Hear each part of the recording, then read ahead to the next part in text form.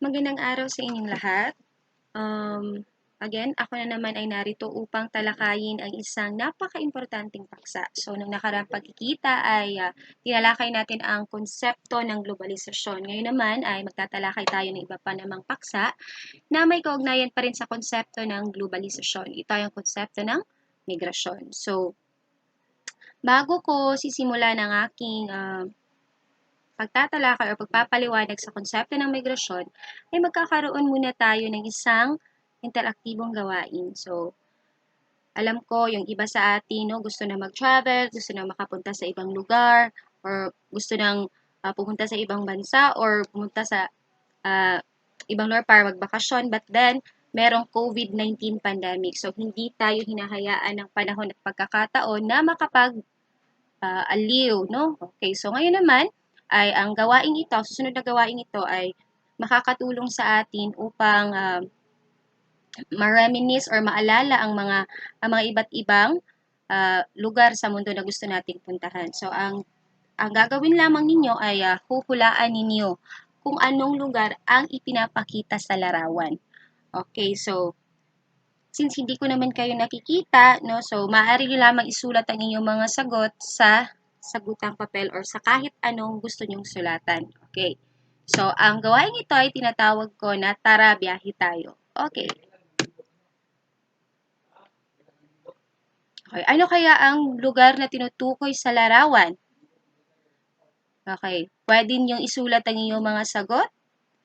Okay. So, ang lugar na ito ay Estados Unidos. Tama. Okay. Pangalawa. Ano kayang lugar ito? Okay, ito ay ang Britanya or mas kilala natin sa tawag sa Ingles na Great Britain. Ano naman ang lugar na ito? So, naniniwala ko na ang lugar na ito ay matatagpuan natin sa kontinente ng Hilagang Asya or East Asia. Okay. So, tama, Japan. Okay. Ano naman ito? Okay. Tama, ito ay ang Italia. Okay. Ito naman ay ang lugar na gustong-gustong puntahan ng iba sa inyong mga kaklase, no? Ito ay ang Singapore. Tama. Okay. So, ano ba ang napapansin ninyo kadalasan sa mga bansang nabanggit or nakita ninyo sa inyong virtual tour? Okay. So, yung iba sa inyo may sasagot na ang mga bansang ito ay ang gustong puntahan kasi gusto nilang magbakasyon. Pero, kung mapapansin ninyo, ang mga bansang ito ay kadalasang pinupuntahan ng mga Pilipino para magtrabaho or hindi naman kaya ay mag-aral or hindi naman kaya ay uh, gusto lang talaga nilang pumunta doon kasi pangarap nila ang makapunta sa bansang iyon. Okay.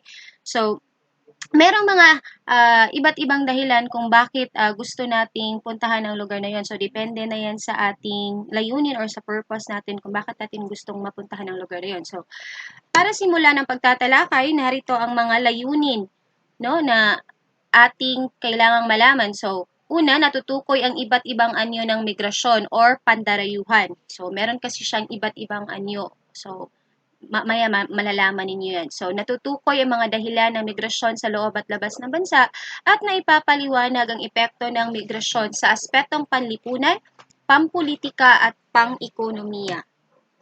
Okay, so, una, ano ba ang ibig sabihin ng migrasyon? So, ang migrasyon ay tumutukoy sa paglipat ng tao sa ibang lugar upang doon na manirahan ng panandalian o pangmatagalan. So, again, ito ay ang paglipat ng tao mula sa ibang lugar para doon na manirahan or ng panandalian o pangmatagalan. So,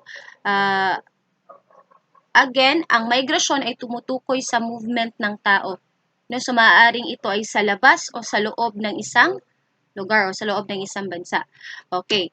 So, ano ba ang dalawang uri ng migrasyon? So, may dalawang uri ang migrasyon. So, before ko ibibigay yung dalawang uri ng migrasyon, gusto ko lamang i-emphasize na ang migrasyon ay may dalawang anyo. Ito ay ang panloob at ang panlabas na migrasyon. So, pag sinabi nating panloob, ang paglipat ng tao ay nangyayari lamang sa loob ng isang bansa. Pero pag sinabi nating panlabas, ang paglipat or ang pag-move, no, or ang movement ng tao ay mula sa loob ng isang bansa patungong labas or vice versa, or mula sa labas patungong loob, no, or kagaya na lamang halimbawa, no, mula Cebu patungong Amerika or mula Amerika patungong Cebu. So, mayroong dalawang lugar na involved sa paglipat or paggalaw ng tao. Okay, so ayun, yun ang nga sinasabi ko, no? So, migrasyong panloob na nangyayari sa loob lamang ng isang bansa at migrasyong panlabas na ang tawag sa paglipat ng tao sa ibang bansa upang doon na manirahan o mamalagi ng matagal na panahon. Okay, so mga dahilan ng migrasyon sa loob at labas ng bansa. Okay, so una, ang push factor. So, ang push factor, ito ang negatibong salik na nagtutulak sa tao para mandayuhan sa tinitirhang lugar sa dahilan. Okay, paghahanap ng kapayapaan, pag-iwas sa kalamidad at kahirapan. So, pag sinabi nating push factor, ito yung mga nagiging dahilan kung bakit lumilipat ang isang tao sa ibang lugar dahil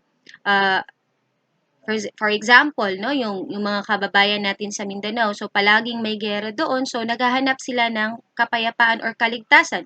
Hindi naman kaya yung mga kababayan natin mula sa Samar at Leyte na palagi na lang natatamaan ng bagyo. So, minsan, nakakaisip din sila na mag-transfer na lang ng ibang residency para hindi na sila maapektuhan ng bagyo. So, kagaya ngayon, no, hindi maganda yung panahon, so naririnig nyo naman sa background music ng report na ito at lalong-lalo na ang kahirapan. So, bakit nga ba umaalis ang isang tao sa isang lugar? Dahil walang oportunidad para makapagtrabaho siya. At dahil wala siyang trabaho, so, naghihirap siya dahil hindi niya matutugunan ang kanyang mga pangangailangan at kagustuhan. So, pangalawa naman ay ang pull factor. So, pag sinabi natin pull factor, ito ay ang mga positibong salik na humihikayat o nagiging dahilan kung bakit nandayuhan ng isang tao sa ibang bansa o sa ibang lugar. So, halimbawa nito ay ang pagdarayo, no, or ang layunin na dumarayo ang tao upang matamo ang kaularang pangkabuhayan. So, kagaya ng ating mga auntie, mga uncle, yung mga kaibigan natin na nag-a-abroad sila or nagiging overseas worker sila para makapaghanap ng magandang trabaho, or kung meron na silang trabaho dito sa Pilipinas, lumilipat sila ng ibang lugar para mas ano pa sila ng mas malaking sweldo, 'di ba? Kasi nga yung pangailangan ng tao lalong-lalo na ngayon na merong nangyayari sa ating mundo na nagkakaroon ng pandemic. So mas tumataas yung gastusin, yung pangangailangan ng tao. So yun yung dahilan kung bakit minsan ninanais natin na lumipat sa ibang lugar para makapaghanap tayo ng mas marami pang oportunidad, no?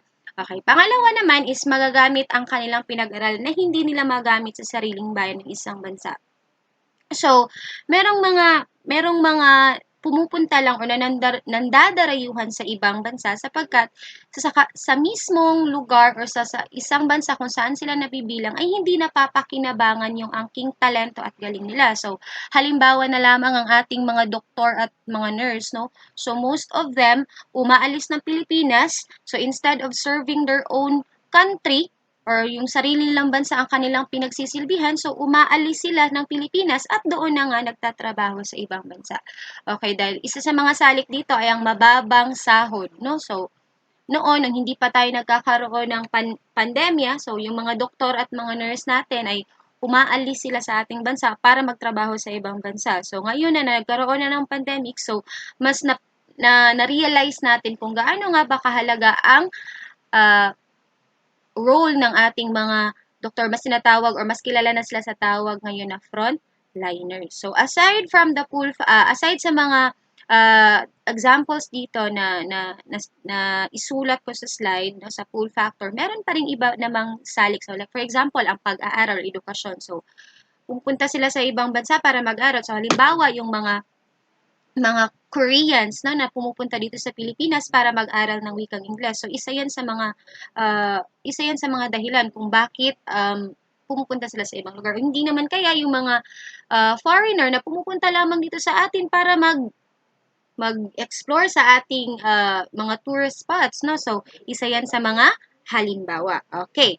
So ngayon naman, ano ba ang epekto ng migrasyon? So of course, merong epekto ang migrasyon. Maaring ito naman ay positibo at maaari naman ito ay negatibo. So, now, tingnan natin sa aspektong panlipunan. So, pag sinabi natin aspektong panlipunan, ito ay may kinalaman sa ating pamayanan, no? Sa mga tao sa ating paligid. So, una, pagbabago ng populasyon ng bansa. So, merong dalawang epekto kapag ikaw yung bansa na pinanggalingan ng tao, of course, mababawasan ang populasyon ng bansa yon. Pero kapag ikaw naman yung bansang nilipatan, maaring makadagdag ito sa posibilidad na dadami ang tao sa lugar na yun or sa bansa yun. Pangalawa, okay, kaligtasan at paglabag ng karapatang pantao ng mga migrants or immigrants. So, okay, halimbawa na nga dito yung mga Pilipino na nagtatrabaho sa ibang bansa, lalong-lalo na sa mga bansang nasa kanlurang Asia or sa Middle East. So,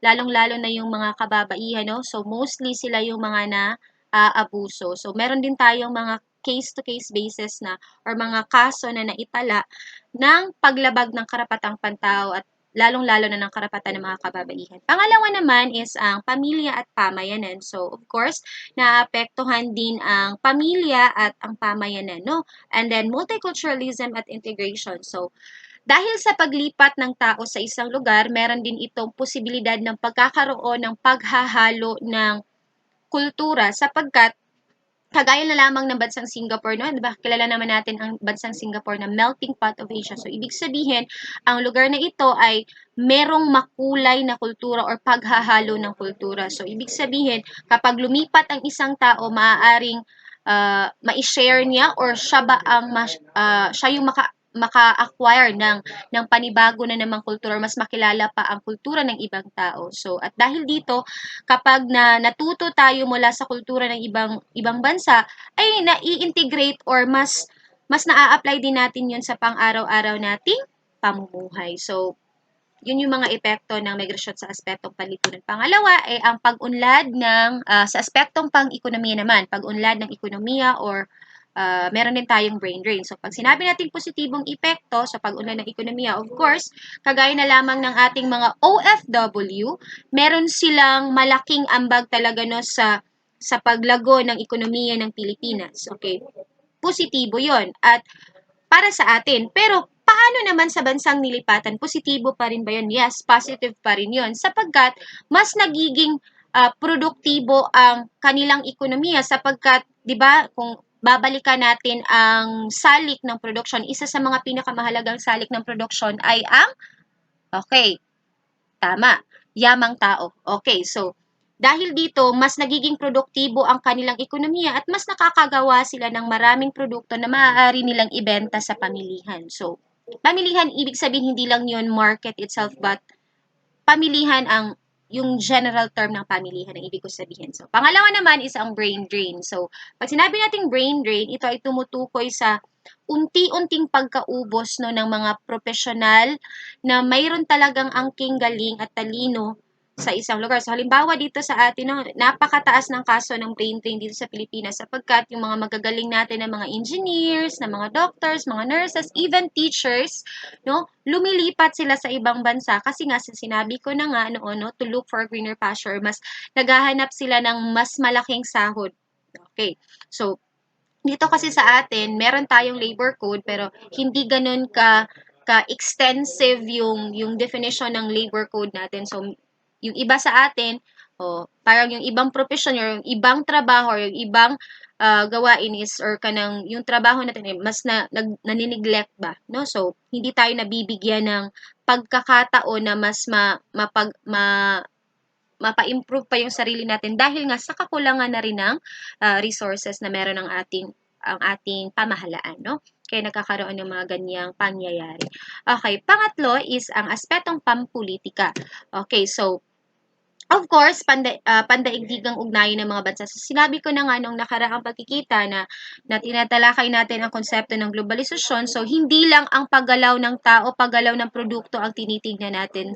Isa rin sa mga pinaka-positibong dulot or epekto na meron ng globalisasyon ay mas napapatindi natin ang ugnayan ng mga bansa, no? So mas nagkakaroon tayo ng connection or yung tinatawag natin na networking, mas napapalawak natin yun napapalawak natin ang networking ng ating bansa. So hindi lang sa aspektong pampolitika, sa aspektong kultural, kundi napaka-importante ang aspektong panlipunan at aspektong pang-ekonomiya.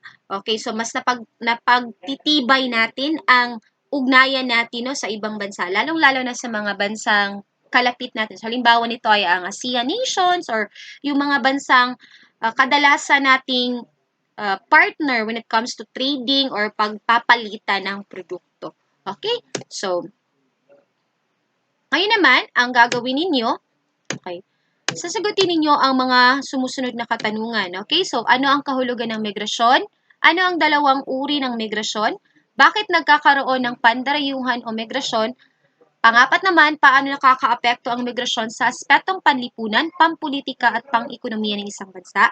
At sa iyong sariling pananaw, napapaunlad ba ng migrasyon ang Pilipinas? So, maaari ninyong isulat ang inyong mga sagot sa inyong notebook or maaari nyo ring isulat yan sa bond paper or sa isang buong papel. Pero kung kayo ay kabilang sa synchronous session ko, maaari nyo ring isulat or i-type na lamang ito sa Microsoft Word at ipasa ninyo sa ating Google Classroom or maaari nyo ring i-personally na ipasa sa ating group chat or i-PM nyo lang ako at matatanggap ko lang. I will notify you na lang. Okay?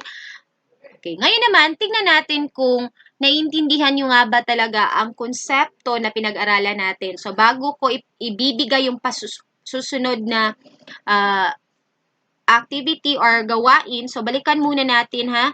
Okay.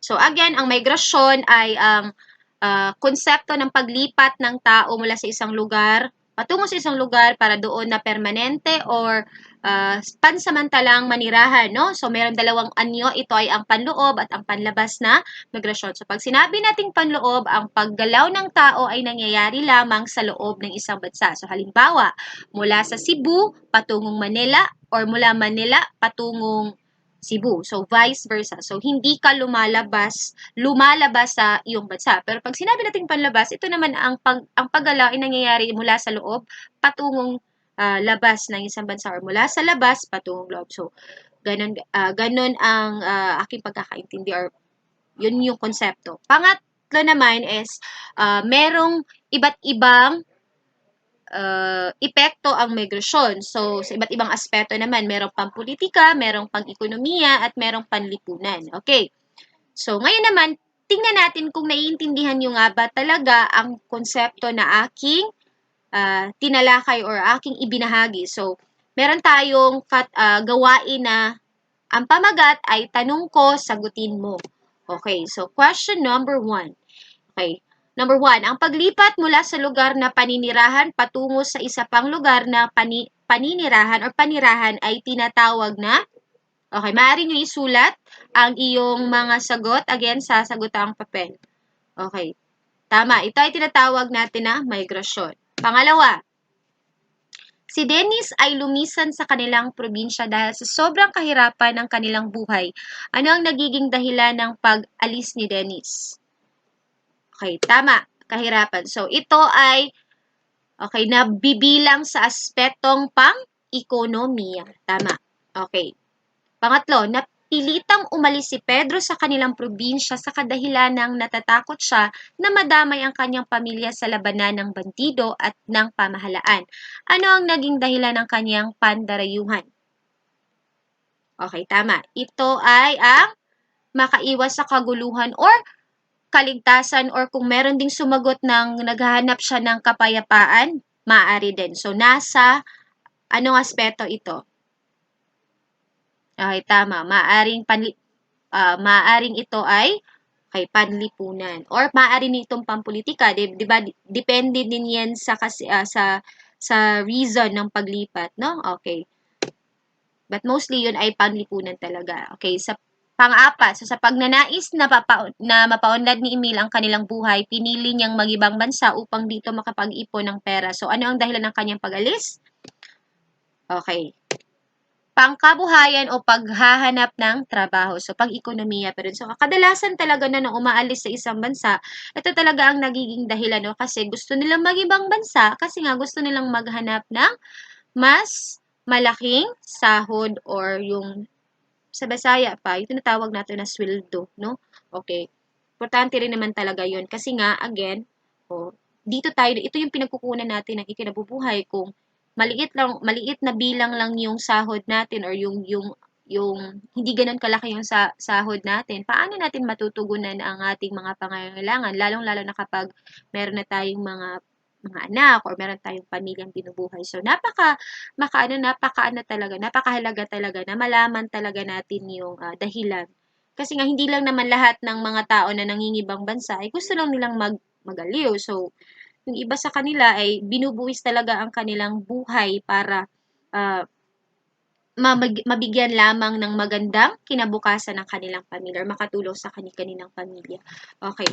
So, panglima, so ang ama ni Juan ang napiling magiging supervisor sa bagong gusaling itinayo sa Hong Kong. So, dahilan ng paglipat niya at ng kanilang pamilya mula sa Manila patungong Hong Kong. So, anong uri ng pandarayuhan ang ipinapahayag sa sitwasyon? Ito ay ang migrasyong panlabas or pandarayuhang panlabas, no? Kasi nga mula sila sa Manila, lumipat sila patungong Hong Kong. So, at least ganito, no? So, again, kung meron kayong mga katanungan, maaari ninyong ilagay ito sa stream ng ating Google Classroom.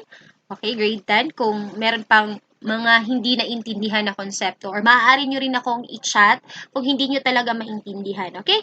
So, for now, ay ibibigay ko na naman sa inyo ang inyong takdang aralin. So, para sa inyong asynchronous session, ito ang inyong gagawin. So, ang panuto. So, sa isang short band paper, bawat mag-aaral ay gagawa ng SWOT analysis. Ano ba ang SWOT analysis? Ito ay isang tool upang ating masusuri ang isang konsepto, no?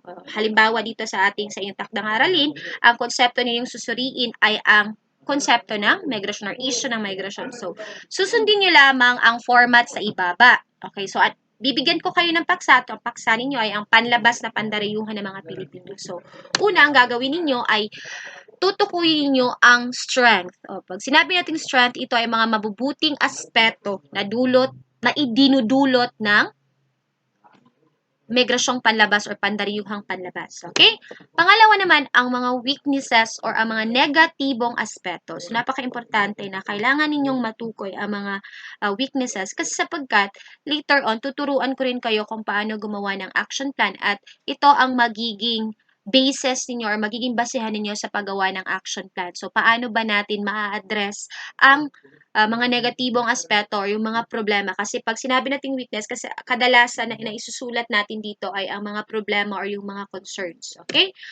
Pangatlo naman ay ang mga opportunities or yung mga oportunidad na maaari nating makuha kapag nagkakaroon ng panlabas na migrasyon or pandarayuhang panlabas. So, ito yung mga aspetong maaaring magdulot ng positibong bagay or magdulot ng mabuti, no?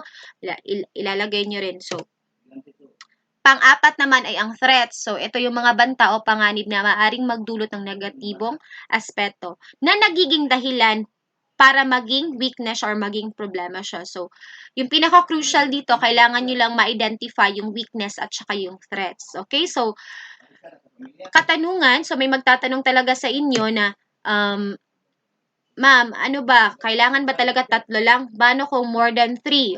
Dilagyan nyo na lang din ng extension. So, kung halimbawa, 10 ang na-identify ninyo, so lagyan nyo din ng 10. So, hindi ko kayo ililimit sa 3 lang kasi alam ko naman, kayo ay mga malikhain, kayo ay resourceful. So, marami kayong alam or marami kayong maaaring pagkuhanan ng sagot, no?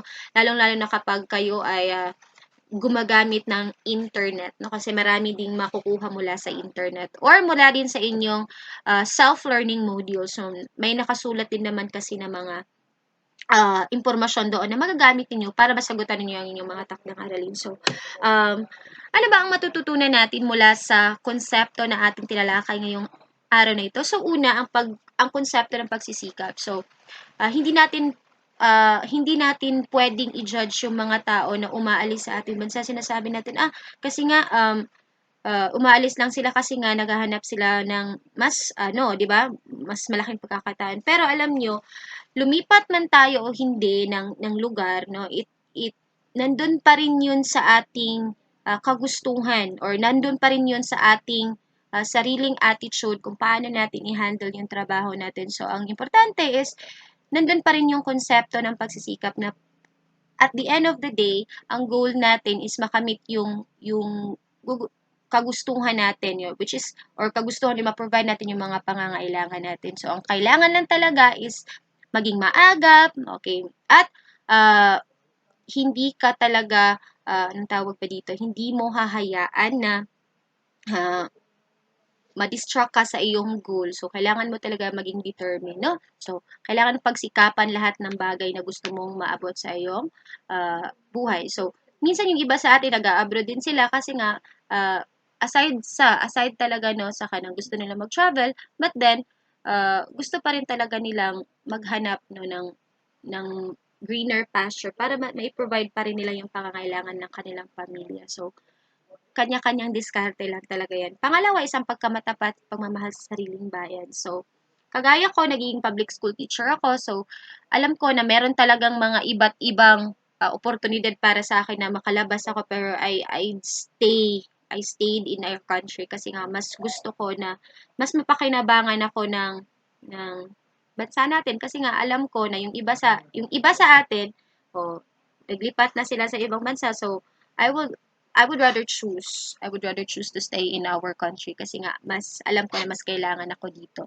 So, depende yan sa konsepto ng pagpapahalaga or yung mga bagay na natutunan niyo ngayon sa araw na ito. Pero para sa akin ang dalawang konsepto na yan, pagsisikap, okay. Whether nasa labas ka man or nasa loob ka man ng iyong bansa, okay. Kung ikaw ay isang maagap at napaka-hardworking mo na tao, so walang bagay na hindi mo kayang gawin. At of course, lalong-lalo na hindi natin kailangan kalimutang ang responsibilidad natin sa ating sariling bansa, no? Kahit nga sabihin na natin na may malaking sahod doon, pero mas tignan pa rin natin yun or unahin pa rin natin yung pangangailangan ng ating mga kababayan or sabihin na lang natin kung paano ba tayo mas makakatulong sa ating bansa. Kasi nga, hindi naman ibig sabihin nga kapag nandito ka, mas mahal mo yung bansa mo. So, meron din namang iba na naglilipat ng tirahan or naglilipat ng pumupunta sa ibang bansa na uh, mas nakakaambag din sila, no, sa ating bansa. So, depende lang talaga yan sa intention mo at uh, yung pamamaraan mo ng pagpapahayag ng pagmamahal mo sa bayan. So, I think that would be all for today. So, enjoy, God bless, and keep safe. Thank you!